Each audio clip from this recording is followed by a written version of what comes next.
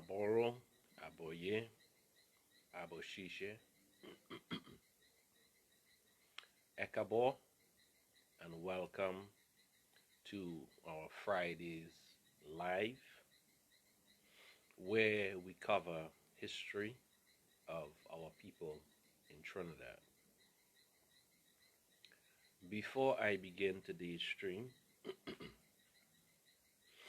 let me offer the Iba, and then we would continue on the live. Open Nifu Olorum, Oludumare Obajiki, Mojiloni, Mogun Meriaye, Iba Iwo Orun,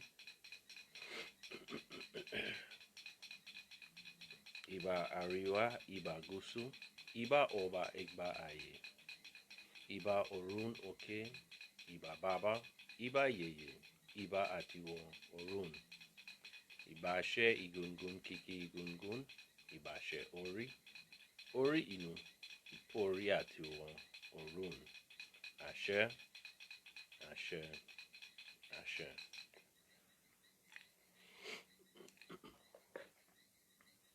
All right. Normally, each week we would cover readings from mainly two texts. One is Cedulants and Capitulants, and the other book is Immigration into the West Indies in the 19th century, that deals specifically with what occurred in Trinidad after and around the abolition of slavery. All right, when the slaves were emancipated, that would have been on record in 1834, and in reality, not until many years later after apprenticeship. All right. However, today we would be going into dealing directly with the issue of where in Trinidad various groups of our people would have settled. So that is going to be a part of today's history lesson. The book that I'm going to be reading these extracts from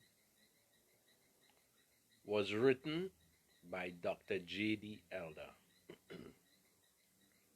And the title of the book is African Survivals in Trinidad and Tobago. All right. There are also a few other books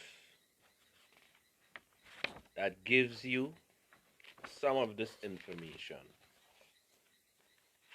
All right, but for today's session, we are going to focus on reading from African Survivals in Trinidad. All right, now, the first group I want to read up on is, of course, the group that has retained more of its practices, tradition, and culture than any other group that came to this beloved country of Trinidad and Tobago. I do not think it would have been difficult for our ancestors, our predecessors, both the indigenous ones and the ones coming in from West Africa, to merge their practices because of the similarities that existed in the practices. the theories, the cosmologies are relatively different. But many of the rituals and the practices were similar. All right. Now, I'm going to read up on the Yorubas, their presence in Trinidad. I'm going to first read the summarized note that I have on the Yorubas, where the various locations were where they settled in Trinidad. This information would prove very valuable to any person who is doing genealogical research. Why it is important. In our tradition and practice of Ifa Orisa, it is generally a good practice that when we perform specific rituals, that we call on our ancestors for as far back as we can go in our family's lineage. All right, it is normally recommended that if you can, you should try to go maybe a minimum, if possible, of 5 generations. If you can go beyond that, that is excellent. All right. Not only is it important for our rituals, but this is also an important exercise in preserving the history of our ancestry or of our genealogy for future generations. All right, so for persons who are doing that type of research, because normally as part of high school education, sometimes your children will come home and they would let you know that they are required to do a family tree and they are required to provide information on the names of their grandparents and their aunts and their uncles and their cousins, etc., etc. So, for those who have heard, whether it's through their grandparents or through their parents, that their lineage is of the Yoruba bloodline, it will serve you well to take a note of the places in Trinidad that had a large number of Yoruba people. And when we say Yoruba people, we're not just talking about them arriving here from West Africa, but we are also talking about people who spoke the language and, in most cases, secretly practiced the tradition. All right, the places listed is Bonaventia, Gasparillo, and this is for the Yorubas, Mayo, Indian Trail, Patna Village. All right, and I want to be specific. This Patna Village is not the Patna Village in Port of Spain. This particular Patna Village is in the area of Brasso. All right, heading back towards Mayo and Gasparillo and those places. Canupia, Moruga Road in Oropouche, St. Francis Valley, Diego Martin,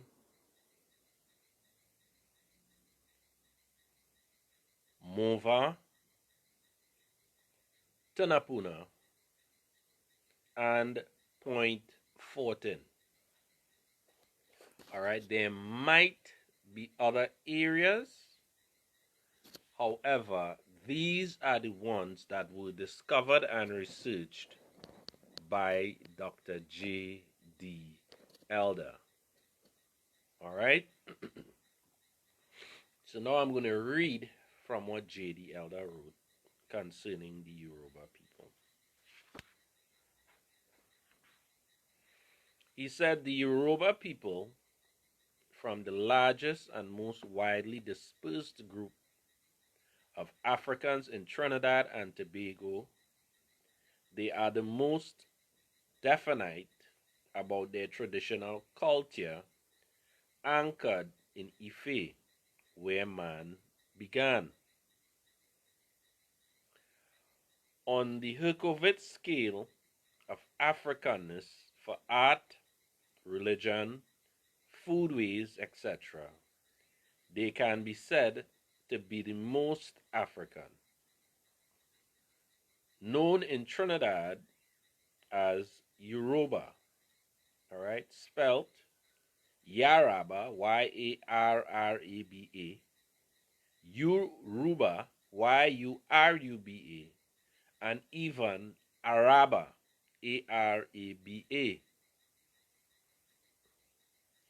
They are outstanding for their religion, for their African religion, with its great pantheon of Orishas or powers.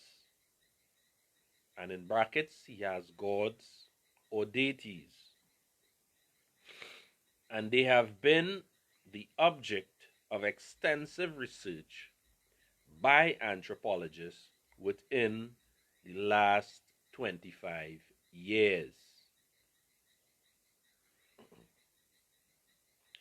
The Yoruba people are concentrated on the margins of the city of Port of Spain, on the suburbs of San Fernando, the southern capital, and in the oil belt of South Trinidad, in Oropouche Valley, in Point Fortin, and to some extent in Mayo, Gasparillo, Claxton Bay, Chaguanas, and Tinapuna. These are the main concentration points, but they are widely scattered all through the island of Trinidad, although they are completely absent from Tobago. All right, now remember Dr. J.D. Elder was Tobagonian. All right, for those of you who have any idea of who Dr. J.D. Elder is. So Tobago being his native land, he would have, I think, invested a lot of time in investigating the various groups of Africans in Tobago. But let me continue reading. The term Yoruba, while having some ethnic connotations for a large number of blacks in Trinidad, has become the designation for all those who belong to an Afro-Christian religion called Shango, which cuts across ethnicity and ethnic categorizations of neophytes. Any one of its followers may become the child of any of the powers, and that is Orishas in Africa. That's what he has in brackets.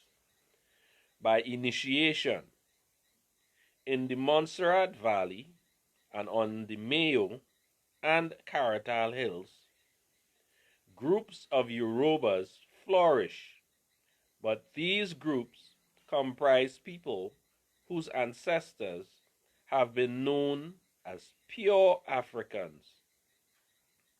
As much as they do people who are obviously of Spanish and even East Indian blood.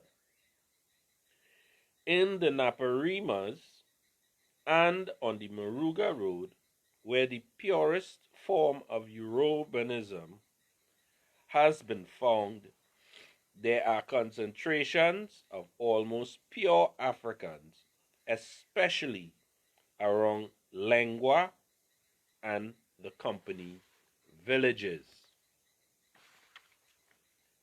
But these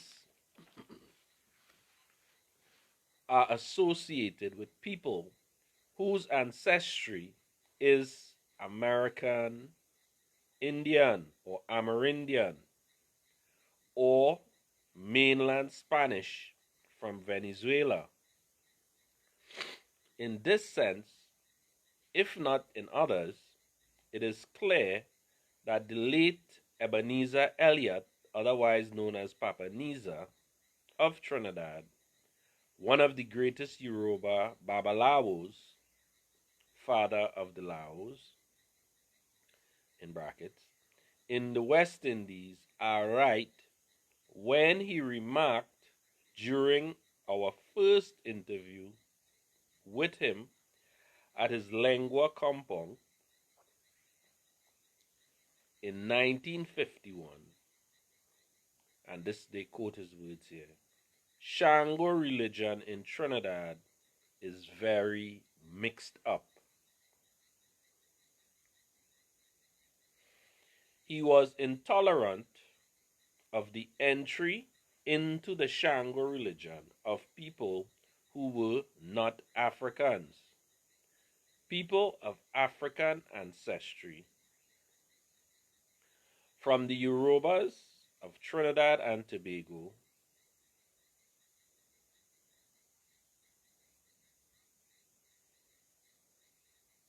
we were able to derive a large number of African words and expressions, cast, it may be, in very ancient Yoruba language or dialects, but close enough to be identified by African scholars and students as belonging to the Yoruba language family. These words and expressions belong in the main to religious practices, naming customs, agriculture, geography, and history. So dominant is Yoruba culture in Trinidad that many people use the word interchangeably with African. In fact, Yoruba religion is even practiced by those who term themselves Hausa, Igbo, and Congo.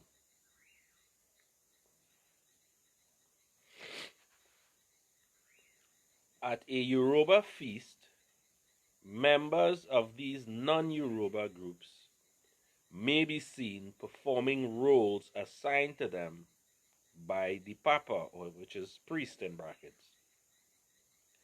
That is cooking ritual food, drumming, singing, feeding the devotees, and performing other chores of a minor nature on the compound. They are never allowed to sacrifice at the shrines of the powers, however. In Trinidad, the Yoruba people embrace the Christian faith in the form especially of Roman Catholicism. In most cases, rituals of obvious African origins are syncretized with those of the Christian religion. For example, the use of incense, candles, the rosary, holy water, consecrated by the Roman Catholic priest, and body oils for anointing. Most significant in this connection is the use of the Yoruba priest, of the Catholic priest. All right, that is the end of the Yorubas, but let me just talk a little bit on what they were closing off with there. Now, this is my personal observation. all right, from attending Thanksgiving as a child. My paternal grandmother, who became spiritual Baptist, which of course is African traditional religion. She received her guidance to become baptized and to follow most of the rites of the spiritual Baptist. She received that through a vision, which took her to the Baptist church where she became baptized and she acquired membership. Every summer while I was growing up, we would attend her Thanksgiving. What would normally occur during that Thanksgiving is before lunchtime, the Catholic priest from the local area would attend. He would say his Hail Marys and do whatever Catholic priests do. After which he would eat, they would pack him a bag and he would leave. All right? So the involvement of the Catholic Church with the traditional community because of colonization, they have always had a role in, at least from what I've seen, with the Thanksgiving rituals that were held for children. All right? Now, as I've mentioned before also, in many instances where Africans who practice traditional religion lived in communities, it became expedient for them to have the appearances of being Christian for social reasons. And I gave the example with my maternal grandmother attending St. John's the Baptist Church in Samoa Hill in order to be able to get us, her grandchildren, to be able to attend the Roman Catholic school. So in some cases, we say people was syncretizing the religion. In many instances, in order to experience some sort of social mobility, our ancestors conformed to having the appearance of being Christians because it was beaten into them, those who refused to accept it. And then after time, in order for their children and grandchildren to be absorbed culturally into the mainstream society, they would have at least attended Mass ever so regular, right? Despite their personal conviction of keeping ancestral tradition. All right, I'm going to read now on the Hausas. All right, the places where the Hausas settled, and most of this would have been after emancipation, by the way. And then for those who came in as free people, they would have also settled in some areas. We know of the Yoruba village in Port of Spain around Besson Street. All right, but I'm going to give now where the Hausas were in Trinidad. The Hausas settled Mayo Town, Caratal, Princess Town, Majuba Road, and Manzanilla. All right, so again, if your ancestors, like your grandparents and your great grandparents, or even your parents, come from some of these communities, you may have an idea of which West African group they would have, your lineage would have descended from. All right. Also, if you're doing research and you know that they came from these areas, you could visit the areas, find the elders that are still alive, and you should be able to make inquiries concerning your family's name and also what the elders may have known about African tradition and the people who practiced it in their community. The Hausa people lived in close association with the Yoruba in Trinidad. In fact, it was in 1967, while researching in Yoruba village in central Trinidad at Gasparillo, Mayo, and Caratal, that we were introduced to the Hausa culture among a small group living on the Mayo Hill side by side with the other Africans. Subsequently, in 1968, we were able to induce a small dance and song group to perform their art at the annual folk festival in Trinidad and Tobago.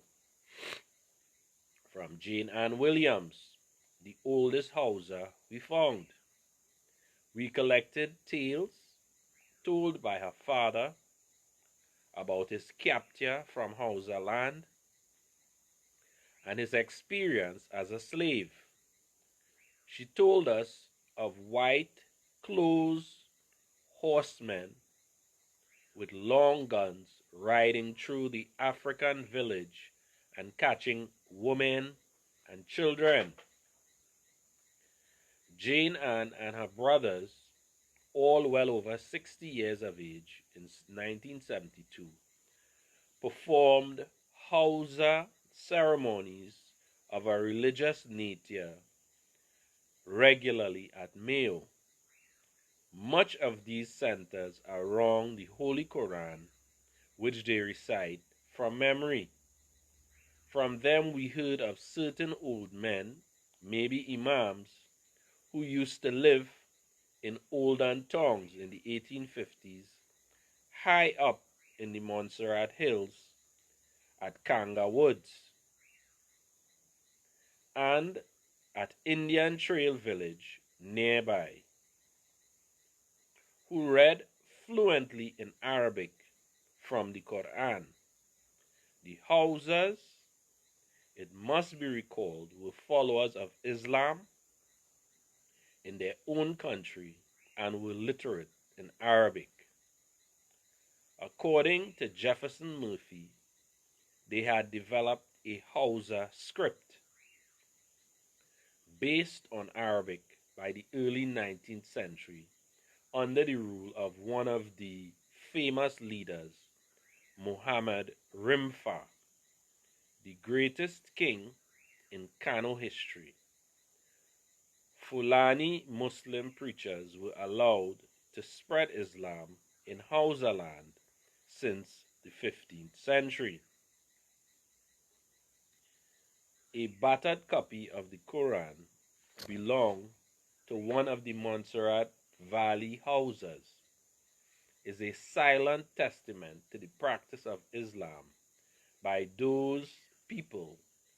Of course, it must be noted, as historians of the African Hausas have done, that the Islam as practiced by the peasant Hausas were not pure as that of the kings and nobles. As Jefferson Murphy noted, many traditional rituals, incantations, sacrifices, and beliefs, especially belief in the ancestor spirits, were retained alongside of Islam, even in court circles. This hybridized Mohammedanism is similar to what we saw practiced by the Hausas of Trinidad. At a wedding ceremony for one Hausa woman, there was animal sacrifice, ritual dance and music, offering of the obi nut, exactly as the Yoruba people in Trinidad practiced it. Our informants related that in the olden days, maybe during the Jane Ann's youth, the Hausas were not allowed to marry Yorubas.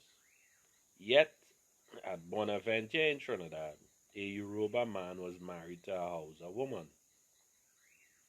In fact, this woman was the Hausa Jane Anne's daughter by a Yoruba man, living in close proximity to one another.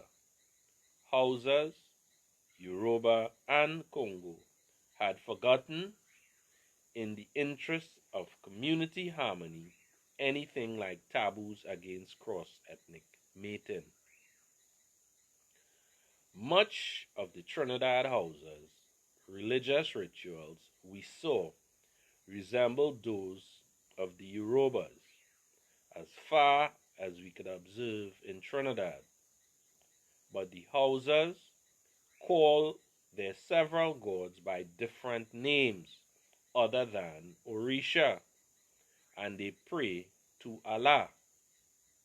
We were informed, however, that an Indian imam must be called in to perform at a Hausa funeral if a Hausa priest is not available.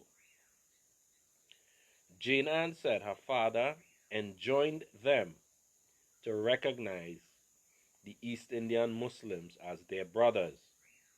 At any rate, there is hardly any Yoruba feast I attended over a period of 2 years residence at the Yoruba Shrine compound at which the Hausas were not participants. The music of the Hausas is positively different in melodic and rhythmic structure from that of the Yoruba, and it is sung in a dialect which is very archaic and believed to belong before the East Indian Muslims, who came in 1845. They were, however, not the only black Muslims on the island then, because, like themselves, Mandingos, a very eloquent group of Arabic-speaking free blacks, were making political, not religious, history over repatriation to Africa, because emancipation in 1834, at present in Trinidad, Mandingos are a small minority indeed, while the Hausas are still a considerable group. The latter remained in Trinidad and adapted to conditions to the new land, while Mandingos agitated for return back to Africa. All right. I want to mention something, right? Because while we read about the Hausas, I want you to know that there is a group of people that were in Trinidad that also exist in Nigeria. These people are called the Noops. These are Hausa people. From my research, and this is not common information, by the way, this is information you're probably going to hear for the first time, but it's something that you can research for yourself. In one of the incarnations of Orun Miller, he was born among the Noop people, and his father was Noop, and his mother was from Oyo. All right. This particular incarnation of Orun Miller, he was related by his maternal line to Shango. All right. So there is a lot of very close relation up till today between the Yoruba people and the Noop people. If you go and you look at photos and videos and all of that, you will always see the Oni of Ife entertaining some of the Noops businessmen and politicians. It is not uncommon. All right, but they share not only similarities in culture and history, but they seem to have always maintained a close relation, despite the Hausas being fundamentally Muslims. All right, and again, as I read, Many of the Muslims in West Africa do not practice pure Islam. The former Islam they practice is a combination of traditional belief together mixed in with modern, well, not modern, but Islam, with Orthodox Islam. All right, the next group I'm going to read on is the Igbos. All right, and this is a pretty important one, but I didn't seem to have copied all of the information. So this is something that you all could probably research when given the opportunity. All right. As I said, the name of the book is African Survivals in Trinidad and Tobago by Dr. J.D. Elder. All right. The places um, where the Igbos settled would have been Bonaventure, Indian Trail, the Company Villages. All right. And all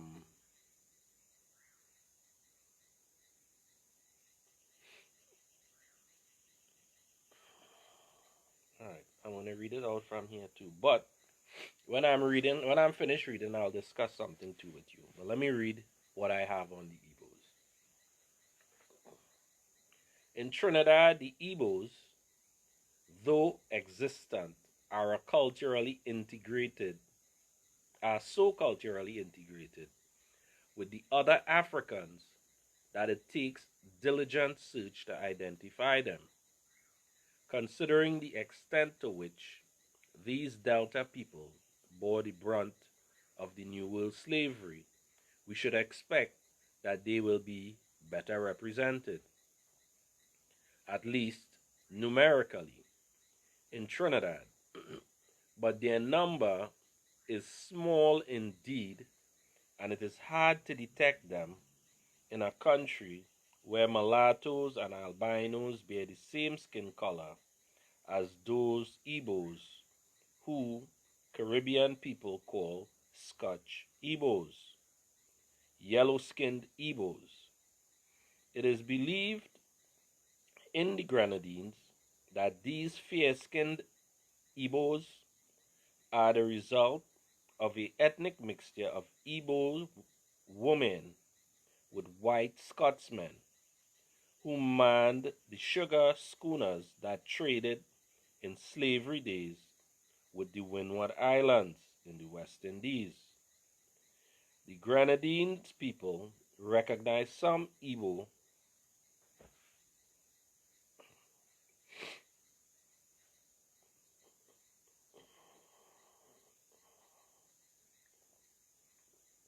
The Grenadine people recognize some Igbos called Igbo Grenade who migrated, they say, from the island of Grenada. These are usually black in skin color, at least darker than the Scotch Igbo. All right, let me explain a couple of things. All right.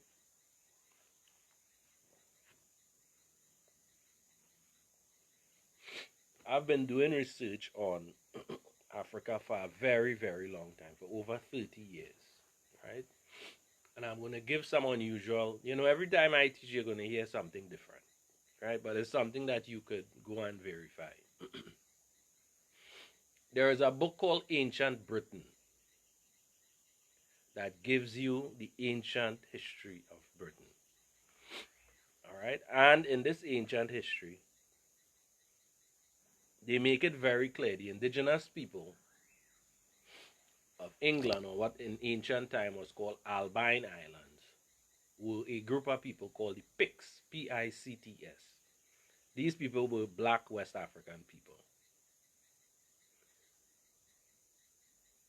Scotland was named for an Ethiopian queen by the name of Queen Scotia.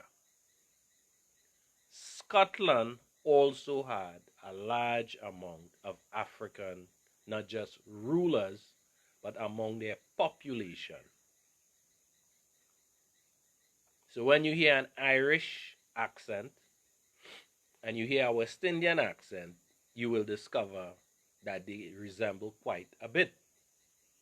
And the reason for that is because of the linguistic influences of the West African language and the British Cockney language.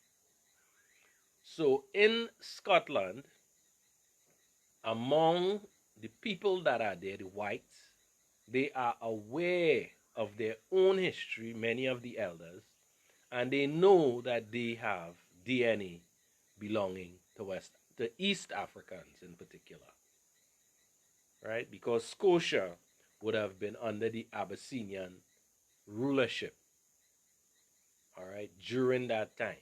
Because Ethiopia or Abyssinia was a world power. They ruled even as far as Saudi Arabia. And the seat of power they had in that area would have been in what is today known as Yemen. In the ancient maps, it would have been called Sabia, and the people would have been called the Sabians. Their ruler was Candace, or who they referred to in the Christian Bible as the Queen of Sheba, but it is actually the Queen Candace, the Queen of Saba, all right, which is the ancient name. All right, what else could I say? In terms of the Scotch Igbo, yes, after one of the world wars, when it ended, the first one, I believe,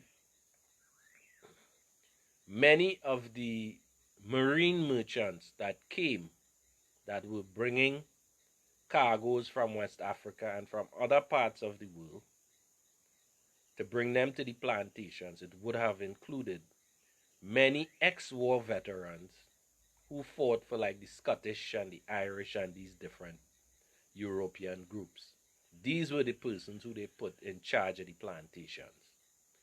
Most of the estates and plantations had two things, and I want you all to always remember this. The colonial authorities would have had a military vet who would have incarcerated and punished people, and to the other extent, they would have had the Catholic priest. So you had the two things. You had the soft approach and you had the hard approach, because this is basically how they control people. This is why up till today, our political system is a bipartisan political system, because it uses the same old political structure that was colonial. So when you hear people talking about politics, you will hear them talking about the right and you will hear them talking about the left. Okay? And over time they use different words to describe the division. All right? Or the line of demarcation. All right, so let me go on now reading the lessons. The next group we're going to is we're going to read a little bit on the Rada. All right, now the Rada was a small group, and this particular group was found in Belmont Valley Road. All right, they were also called the Alada and the Arada people. So beside the word Rada, the word Alada was used. So let me read what the doctor said, Dr. J.D. Elder. He said, in Trinidad, the Rada nation is represented at present by the residue of a patrilineal group living at the Belmont Valley, a township near to Port of Spain, on a traditionally organized compound set up by a Dahomian free Negro who arrived in Trinidad in 1870. All right, that would have been after the abolition of slavery.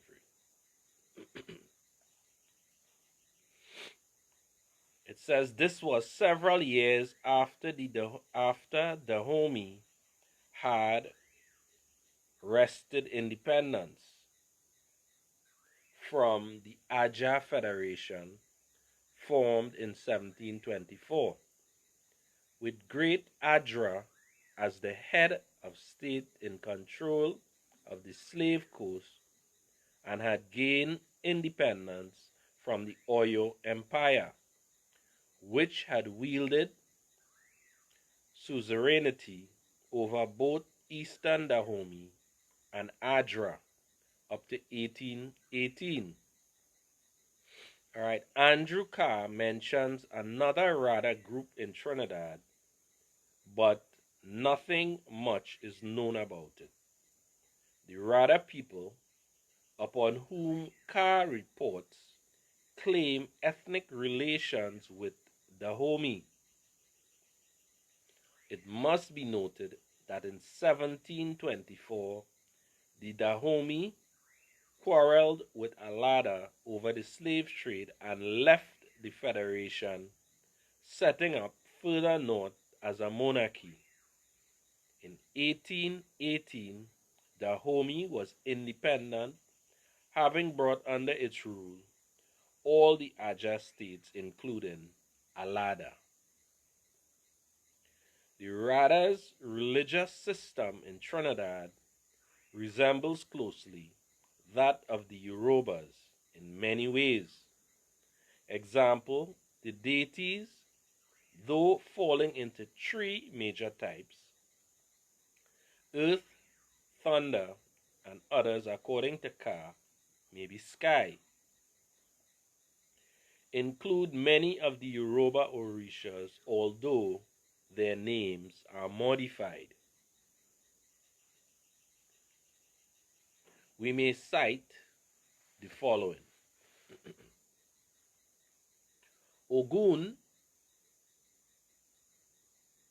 being the Yoruba deity, in Dahomey he's called Gu. Shakpana, in the Yoruba pantheon, is called Sagbat by the Dahomians.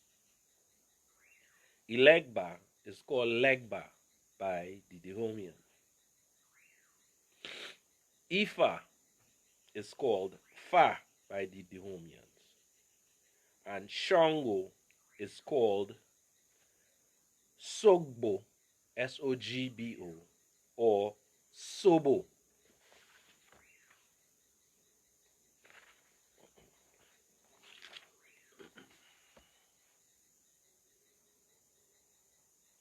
To those of the Yoruba rites, both strict orthodoxy is emphasized, and the Radas, many of whom are Roman Catholic, have succeeded in keeping intact many of their traditional religious tenets.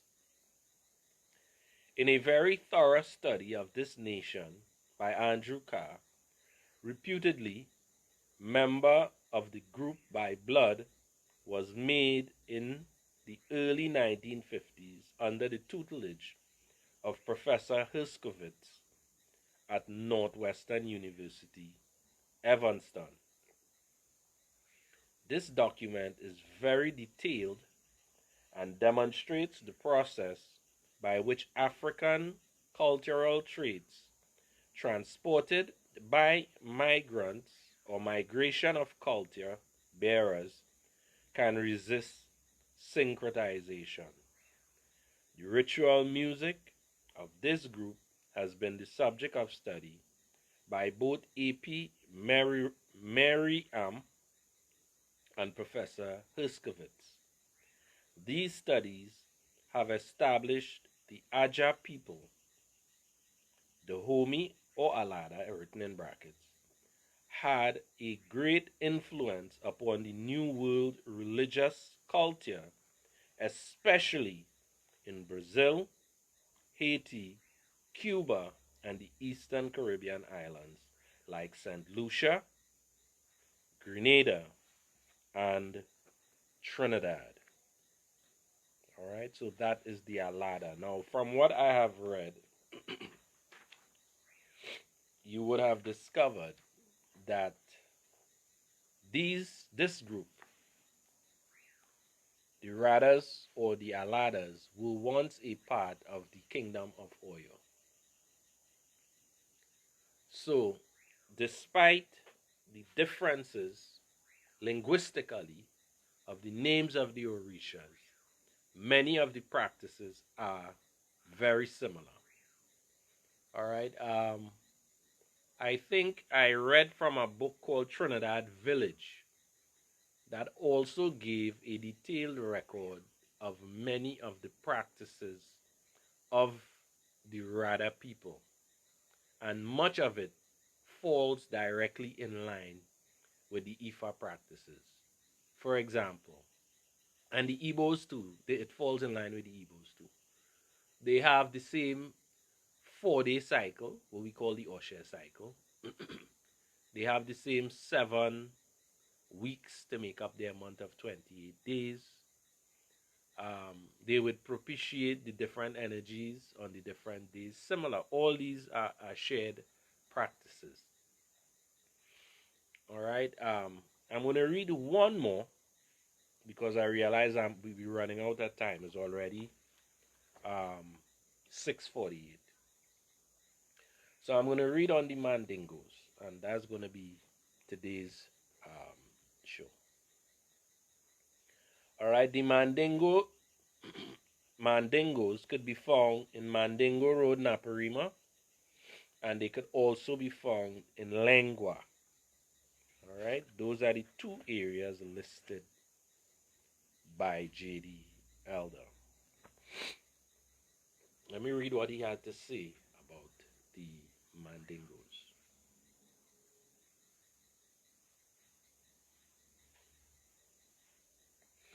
Bear with me, folks. I am feeling 100% today.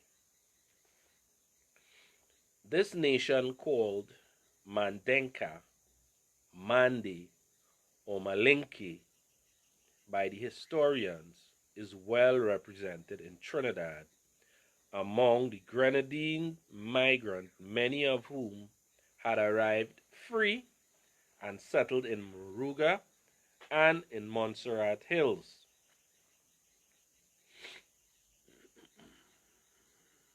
All right. I believe Montserrat Hills is in the area of the cement factory. All right. So if you keep hearing Montserrat, Montserrat in Trinidad is right in that little area right there. All right. I think it is called Claxton Bay. Thanks, honey. Mandingos have made history in Trinidad very early during the British regime between 1797 and 1962.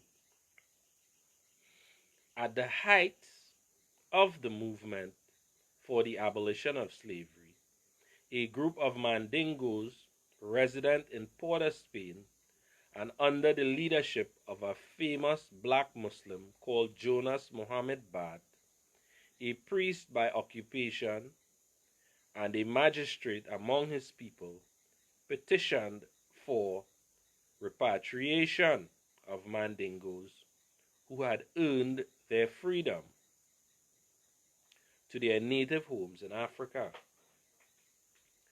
Bath and his group of free Mandingos, according to the records, were illiterate and knowledgeable set of Africans, and in 1834 they drew up a memorial written in Arabic, which they transmitted to the Queen in Parliament for action.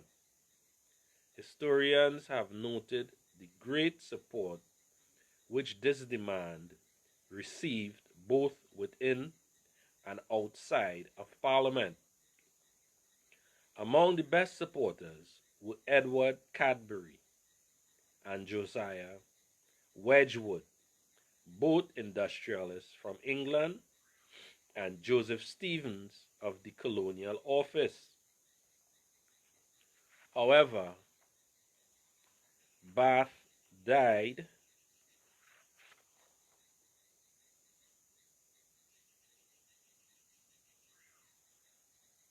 I guess he died without returning to England, right? Yoruba people from Mayo Town still record. Hold on. All right, so that's basically it. I don't think he had a chance to return. But anyway, that's basically it for today's reading. But let me give a little commentary on Jonas Bath. Now, Jonas Bath was referred to as one of the king's men. Why was he referred to as one of the king's men? He was one of the persons that was hired by the king, His Majesty's service. He was a builder, an engineer. All right? If I'm not mistaken, for example, the fort there in St. James was built by Africans with a lot of technical skills. And a lot of the soldiers who came working in His Majesty's service were specially treated by the colonial authorities because they served the king. Jonas Bath was one such person. Normally, when you read the history books, they give you the idea that Jonas Bath was an exception. What I have discovered is that is not true. There were many soldiers who served His Majesty who were resettled in Trinidad, who were literate, fluent in Arabic, and fluent in English. There is a settlement in North Manzanilla where many soldiers who served under the king were settled. Also, we have the company villages with people who also served under the British king in their military and were given land and they were settled here. And many of these people were educated, skilled individuals. So while in our history, Jonas Bath is highlighted and he's presented as the exception, I have learned, not just from research, but I've also learned from going into some of these communities and speaking to the descendants of some of these people. I visited North Manzanilla and I had the privilege of meeting the grandson of one of the original settlers of North Manzanilla. He was Muslim. He was also an educator because they had schools. Okay? Not just mosque and whatever, they had schools where they would teach both Arabic and English. All right?